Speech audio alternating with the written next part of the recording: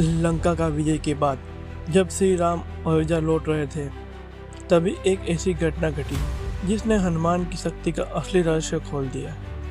भगवान श्री राम, माता सीता, लक्ष्मण और पूरी वानर सेना पुष्प विमान में अयोध्या की ओर बढ़ रही थी। आकाश से धरती का दृश्य अद्भुत था। हर जगह राम विजय की गूंज थी। अचानक श्री राम की नज़र एक पर्वत पर पड़ती है। वहाँ एक साधारण आश्रम, लेकिन उससे दिव्य आभा निकल रही थी। राम मुस्कुराते हुए, हनुमान, यह स्थान तुम्हारे लिए विशेष लगता है। हनुमान विनम्र होकर कहते हैं, प्रभु, यह मेरी माता अंजनी का निवास है। तो राम कहते हैं, चलो हनुमान, हम तुम्हारी माता से मिलते हैं। पुष्पक विमान वहीं उतरता है। माता अंजनी आश्रम में ध्यान कर रही होती है। जैसे ही हनुमान सामने आता है, माता की आंखों में आंसू आ जाते हैं। अंजनी माता कहती है, पुत्र, तुमने आने में इतनी देर क्यों कर दी? हनुमान राम और सीता का परिचय करवाते हैं। माता अंजनी राम को प्रणाम करती है। राम भी विनम्र होकर उनका आशीर्वाद लेते हैं। माता, आपका पुत्र अद्भुत है, ऐसा राम कहते हैं। उसने हमारे लिए संभव को असंभव कर दिया। माता अंजनी अचानक गंभीर हो जाती है।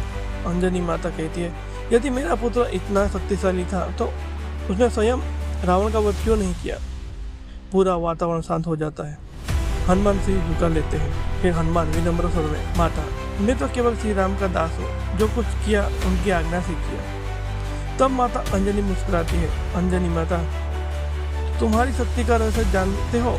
यह मेरी दूध की शक्ति है। यह सुनकर सभी चकित हो जाते हैं। माता अंजनी अपने स्तन से दूध एक बूंद निकालती है, उसे एक विशाल पर्वत की ओर फेंकती है और वह पर्वत तुरंत फट जाता है। धरती कांप उठती है। सभी देवता भी आश्चर्य पड़ जाते हैं। राम, लक्ष्मण, सीता सभी आश्चर्यचकित। राम मुस्कुराकर, अब समझ आया हनुमान की शक्ति का स्रोत क्या है।